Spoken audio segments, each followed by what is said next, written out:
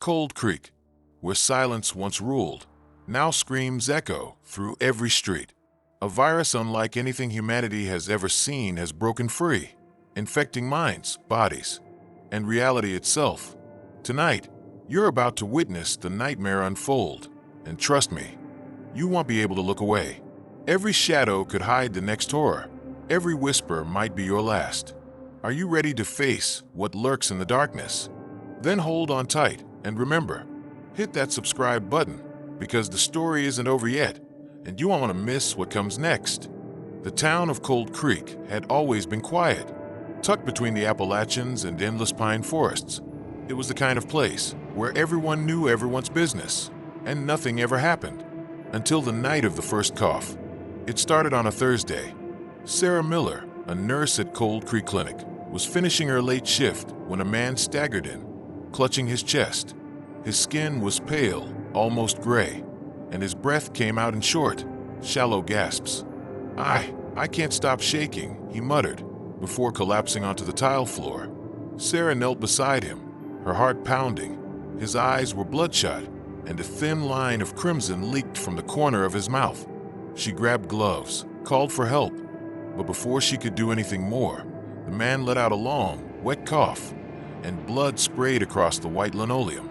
By morning, the man was dead. No one knew his name. No ID, no wallet. Sheriff Daniels sent the body to the state lab, but by the time the coroner arrived, the clinic had 3 more patients, all with the same symptoms, and all of them swore the same thing. They had heard voices whispering to them at night. The news traveled fast. By Saturday, half the town had heard about the bloody cough. People started wearing masks again, even though the pandemic had ended years ago. Cold Creek's single grocery store was stripped bare of bottled water and canned goods within hours. But what unsettled Sarah most was the way the new patients looked at her, like they knew her somehow. "You were in my dream," one of them whispered, his pupils dilated, his face slick with sweat. Sarah forced a smile and adjusted his fore. "You must have me confused with someone else." He shook his head violently. "No, you were standing at the edge of my bed. You were smiling, and you said, 'Don't fight it.'" Sarah left the room, her hands trembling. That night, Cold Creek experienced its first blackout in over a decade. Power went out across the entire grid. Streetlights flickered once and died, leaving the town shrouded in pitch-black silence. And then the sirens started. One by one, Cold Creek residents were pulled from their homes and driven to the old high school gym, now hastily converted into a quarantine center. Soldiers in hazmat suits stood guard, their faces hidden behind reflective visors. "What's going on?" People shouted. "Is it contagious? Is this some kind of government drill?" No one got an answer. At 3:14 a.m., Sarah was called to the gym. Another patient had collapsed, this one foaming at the mouth, thrashing against the restraints. When Sarah approached, he went suddenly still, his eyes rolling back in his head. Then, in a voice that wasn't his own, he spoke. "This is only the beginning." The room went dead silent. Soldiers froze, their rifles raised. And then the man started laughing, a wet, hacking sound that echoed off the gym's metal rafters. By dawn, the National Guard had sealed off every road in and out of Cold Creek. Helicopters circled overhead. Cell service went dead. On social media, #Cold Creek trended for a few hours before all posts about the town mysteriously disappeared. Sarah stood outside the clinic, exhausted and terrified, as she watched soldiers unload more body bags from a truck. Somewhere in the distance, she heard another cough, louder this time, deeper, and she realized it wasn't just coming from one direction. It was everywhere. When Sarah woke up, it was no longer morning. It was nowhere. The windows of her house had been covered from the outside with thick, black plastic sheeting. When she pulled one aside, she saw soldiers patrolling the street. They didn't look like National Guard anymore. Their suits were darker, their weapons heavier, and they moved like men who weren't supposed to be seen. A loudspeaker crackled to life. "Attention residents of Cold Creek. You are under mandatory quarantine. Remain indoors. Anyone attempting to leave will be detained." The voice was calm, robotic, but there was something about the phrasing, "detained," not arrested. That made Sarah's blood run cold. By noon, panic had gripped the town. Neighbors screamed from porches, demanding answers. Some tried to break through the barricades at the main road, only to be dragged away by soldiers in unmarked vans. Sarah returned to the clinic, now converted into a triage zone.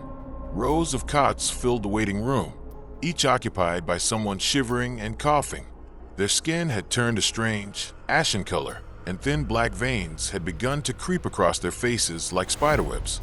Dr. Heller, the town's physician, stood over one of the patients, scribbling frantically into a notebook. "This isn't viral," he whispered to Sarah when she approached. "What do you mean? People are dying." "No, listen. The blood work is wrong. The cells aren't just infected, they're changing. It's rewriting their DNA." Sarah felt her stomach drop. That night, the first riot broke out. A group of locals smashed the windows of Cold Creek Pharmacy, desperate for antibiotics and antivirals. Soldiers responded instantly, firing warning shots into the air. But when one of the looters grabbed a soldier's rifle, the air filled with screams. Sarah saw it from across the street. The way the man's body convulsed after being shot, not like someone dying, but like something waking up. His limbs bent in ways they shouldn't, his jaw unhinged, and he let out a scream so high-pitched it shattered the glass of the nearest streetlight. Then he lunged at the nearest soldier, faster than any human should have been able to move. The soldiers opened fire. When the dust cleared, there was no body, just a trail of black, tar-like fluid leading into the darkness. By now, social media had gone silent. News channels weren't covering Cold Creek at all. The rest of the country didn't even know the town existed anymore. In the Jim Turn Quarantine Center, patients began speaking in unison, not just murmuring, chanting, "It's in the air. It's in the air. It's in the air." Sarah backed away slowly, her breath coming in ragged gasps. Dr. Heller grabbed her arm. "We need to get out of here," he hissed. "There's no way out," Sarah said. "Yes, there is. There's a maintenance tunnel under the old mill. It leads out past the barricade. We have to go tonight, before whatever this is spreads any further." Sarah hesitated, her mind racing. If she left now, she'd never be able to come back. But staying meant watching Cold Creek descend into something far worse than a quarantine zone. That night, as Sarah packed what she could, she heard a sound outside. Not coughing this time, but laughter. Low, wet, echoing laughter that seemed to come from every direction at once. When she opened her front door, she froze. Dozens of her neighbors stood in the street, their heads tilted at the exact same angle, their blackened eyes reflecting the moonlight. And then, as one, they smiled. "Join us, Sarah," they said, in perfect unison. Cold Creek had never known silence like it did that night. The streets were empty, yet alive with sound. The scraping of claws against asphalt, the wet thuds of bodies hitting the ground, and the low, guttural moans of those already changed. Sarah and Dr. Heller crept through the back alleys, the weight of their supplies pressing on their shoulders. Every shadow seemed to twitch, every tree branched to bend in unnatural ways. "We have to reach the mill before midnight," Dr. Heller whispered. "If we're caught by them, there's no coming back." By the time they reached the outskirts of town, screams erupted from the Jim Turn Quarantine Center. Sarah peered through a broken window and froze. The patients, dozens of people she had known her whole life, were convulsing, their veins black and throbbing. Their eyes glowed faintly in the darkness, and they moved in jerky, terrifying synchrony. And then they turned to face her. "Sarah, you're next," they chanted. A chill ran down her spine as she felt the strange, wet sensation crawling over the back of her neck, as if invisible hands were brushing her skin. She turned to Dr. Heller, but his face was pale, his eyes darting frantically. "We can't wait any longer," he said. "Go." The journey to the mill was a nightmare. Every corner they turned revealed new horrors. A man staggered from a darkened alley, coughing up black liquid, his jaw hanging open unnaturally. A woman ran past, screaming, her limbs twisted in ways that made Sarah's stomach churn. And always, just beyond the streetlights, shadows moved that didn't belong to anything human. At one point, Sarah stumbled and fell. When she looked up, she saw a child standing nearby. The boy was silent, his eyes completely black. "Come with us," he said softly. Before she could react, dozens of other children emerged from the darkness, their small bodies unnervingly still and coordinated. They advanced in eerie silence, their smiles wide and unnatural. By the time they reached the old mill, the first helicopters hovered over the town, searching for survivors. The mill's doors were rusted shut, but Dr. Heller had brought the key. As they entered, Sarah glanced back, and the streets behind her were filled with the undead, neighbors, friends, and even the town sheriff, all moving as one toward anyone still alive. Inside the mill, the walls were lined with makeshift beds, crates, and strange machines humming with low, mechanical growls. Vials of blood-like fluid were scattered across tables. Sarah realized with horror, this wasn't just a virus. It was being engineered. Someone, or something, was controlling it. Suddenly, the lights flickered and died. The mill was plunged into darkness. Then came the first scream. It was high-pitched, wet, and endless. Sarah could feel it vibrating through her bones. Someone, or something, had breached the doors. She fumbled for a flashlight, and when the beam cut through the black, she saw movement everywhere. Bodies pressed against the walls, hands clawing, teeth gnashing, and in the center, a figure stood tall, impossibly tall, its eyes glowing the same eerie black as the infected. "You cannot hide anymore," it whispered, a voice that sounded like every person Sarah had ever known and none at all. The next hours were chaos. Sarah and Dr. Heller ran through the machinery room, narrowly avoiding the grasping hands of the infected. Sparks flew as machines short-circuited.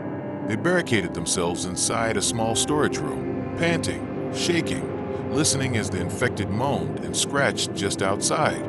Dr. Heller examined a vial he had grabbed from one of the tables. The fluid inside swirled unnaturally, like it was alive. This is what's turning them. Not a virus, something else. Something we released. Sarah stared at him, disbelief and horror twisting her stomach. "We," he nodded grimly. "The lab, the state, they experimented. They wanted control, not cure. And now it's spread beyond containment." Outside, a loud crash shook the building. They could hear the sound of doors splintering. Then a voice, Sarah's own mother's voice, calling her name, pleading, "Sarah, help me." Sarah froze, tears streaming down her face. She knew the infected could mimic voices, could manipulate minds. But this sounded real. She knew she couldn't ignore it. And as she stepped toward the door, the black-eyed figure blocked her path, towering over both her and Dr. Heller. Its smile was impossibly wide. "The night has just begun," it hissed. Sarah stumbled through the shattered doors of the mill, her heart hammering in her chest. Dr. Heller followed close behind, carrying the vial that contained the swirling black fluid, the source of everything. "Where do we go?" Sarah whispered, glancing around the darkened machinery room. Sparks popped and hissed as broken circuits sent tiny bolts of electricity arcing through the air. Dr. Heller's eyes scanned the shadows. "There's an old maintenance tunnel under the mill. It leads to the outskirts of town, and to the lab. That's the only way we'll understand what this really is." The tunnel was narrow, cold, and smelled of rust and mold. Every step echoed, and Sarah felt like the shadows themselves were watching, waiting. Occasionally, they heard the distant coughing and moaning of the infected, growing louder with each passing minute. Halfway through, they came across a series of security doors, sealed with thick metal and electronic locks. Dr. Heller worked quickly, punching codes into the keypad. Sweat beaded on his forehead as a low hum of machinery activated behind the doors. Finally, the door slid open, revealing the hidden laboratory, a place Cold Creek had never seen, tucked beneath the town's very foundations. Rows of computers lined the walls, their screens flickering with data, graphs, and videos of experiments. Glass containers held samples of the black fluid, each pulsating as though alive. And in the center of the room, a large tank held a figure, a human form, floating, suspended, connected to tubes and wires. Sarah's stomach churned. What is that?" Dr. Heller swallowed hard. That's the prototype, the first human they tested it on. The virus, the substance, it's engineered to evolve inside the host. It can rewrite DNA, read thoughts, control bodies, and the lab released it. Suddenly, alarms blared. The lab's lights switched to a blood-red hue. Monitors displayed the town above, streets crawling with the infected, their movements coordinated, almost intelligent. "They know we're here," Dr. Heller said, voice trembling. "They can sense us. The virus can now manipulate behavior in real time. It's learning." A monitor flickered, showing footage from inside the quarantine gym. The black-eyed figure was there, directing the infected. And then Sarah froze. On the screen, she saw herself, or rather, someone who looked exactly like her, standing silently in the corner, eyes black as night. "No, that can't be me," Sarah whispered. Dr. Heller grabbed her arm. "It can. The virus can create copies, mimics. It studies fear, behavior, everything, and it's perfected it on us." Before Sarah could process, the lab door shook violently. The black-eyed figure had breached the tunnel, moving with impossible speed. Behind it, infected surged like a tide of darkness. Sarah and Dr. Heller sprinted to a back exit, the sounds of the pursuit deafening, metal clanging, glass shattering, screams of the transformed filling the air. They emerged in a long-abandoned warehouse at the edge of town. Here, the government had kept vehicles and equipment, presumably for evacuation. But the warehouse was far from empty. Bodies lay scattered across the floor, some moving in grotesque, jerky motions, some eerily still. And at the center, a familiar figure, Sheriff Daniels, or what had become of him, with veins black and eyes hollow, dragging a limp body toward a hatch in the floor. Sarah froze. We can't fight them." Dr. Heller shook his head. "No, not fight. Escape. That's the only chance." As they ran toward an old cargo van, Sarah glanced back one last time.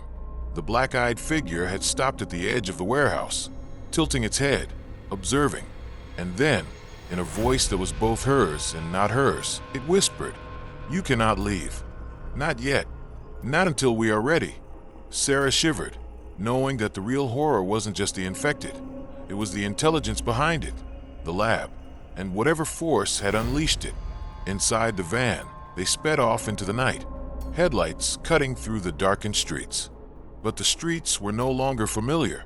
Shadows moved with the wind. Every corner held potential death. Above, helicopters circled, their searchlights scanning. Yet even with them, Sarah had a sinking feeling. The virus wasn't confined to Cold Creek anymore. It had begun spreading beyond the quarantine, and there was no telling who, or what, had already been claimed. And in the back of her mind, she couldn't shake the figure's words. "Not until we are ready." The cargo van's engine roared as Sarah gripped the wheel, eyes darting to the shattered streets of Cold Creek. Behind them, the night was alive with movement. Infected surged from alleys, abandoned cars, and shadowed corners, all drawn toward the van as if guided by a single, unseen force. Dr. Heller clutched the black vial, muttering to himself, "We can't just run. If this spreads beyond the county, it could be catastrophic. We need to destroy it." Sarah glanced at him. "And how do you propose we do that? The lab is already compromised. The virus, it's everywhere." Before he could answer, the van's lights flickered and the engine sputtered. Shadows moved inside the cab, just beyond the beam of the headlights. Sarah slammed the accelerator, tires squealing. Something banged against the back doors, a claw, or several, and she felt the van lurch dangerously. They reached the edge of the Appalachian forest, where an old fire station had been converted into a temporary safe house for the county's emergency response. But the sight that greeted them froze their blood. The station was no longer safe. Flames licked the roof, and the infected, hundreds of them, poured from every direction. And at the center, the black-eyed figure stood taller than ever, surrounded by the mutated townspeople, their movements unervingly synchronized. "Sarah, it's time," it whispered. The figure's voice was layered, hers, her mother's, Dr. Heller's, and yet something darker, older, commanding. Sarah's mind swirled with fear. It had learned, adapted, and anticipated their every move. Dr. Heller grabbed her arm. "We need to lure it into the forest. There's a dam nearby. If we can trigger a collapse, it could wash away the virus." Sarah nodded, trembling, as they abandoned the van and ran into the woods. Behind them, the screams of the infected and the laughter of the black-eyed figure filled the night air. The forest seemed alive. Branches snapped like fingers, shadows stretched impossibly long, and whispers filled the trees. Every step felt like it was being watched, calculated. At the dam, they set explosives salvaged from the fire station. Sarah's hands shook as she lit the fuse. Dr. Heller shouted, "Now!" They ran, branches tearing at their faces, feet slipping in mud. Behind them, a wave of black figures surged, faster than any human, all converging toward the dam. The explosion was deafening. Water surged, engulfing the black-eyed figure and its horde. For a moment, it seemed as if the nightmare had ended. But then, silence. Sarah and Dr. Heller stood on a cliff overlooking the floodwaters. The town below was empty. Smoke rose from buildings. The river carried debris, but no trace of the infected or the black-eyed figure remained. "I think it's over," Sarah whispered. Dr. Heller shook his head slowly. "It's never really over. Not with this." He held up the vial. Inside, the black fluid swirled, pulsing almost as if alive. Sarah stared at it. "You saved us, didn't you?" Dr. Heller's eyes were hollow. "Saved us. Maybe. For now. But it learns. It adapts. And somewhere out there, it's already spreading beyond Cold Creek." As dawn broke, the first light of day revealed the empty streets of the town. Sarah and Dr. Heller walked in silence, the weight of what had happened pressing down on them. And then, from the treetops, a low, wet laugh echoed. It was unmistakable, not human, not completely. The black-eyed figure had vanished, but the feeling of being watched lingered. Sarah turned to Dr. Heller. "What now?" He looked at the horizon. "We survive. We warn. And we prepare. Because the outbreak isn't over. It's just begun. Cold Creek is silent. For now. But the virus is still out there, evolving, learning, waiting. What you just witnessed is only the beginning. Will Sarah survive the next outbreak? Who or what will rise next? The nightmare isn't over, and the shadows are only growing darker. In the next episodes, you'll discover the secrets that the government tried to hide, the terrifying new mutations of the virus, and the unimaginable horrors lurking just beyond the town's borders. If you thought tonight was frightening, just wait, the real terror is coming. So don't miss a second. Hit subscribe, smash that like button, and drop a comment with your theories. Who do you think will survive? What will the virus do next? Your answers might just predict the next horror.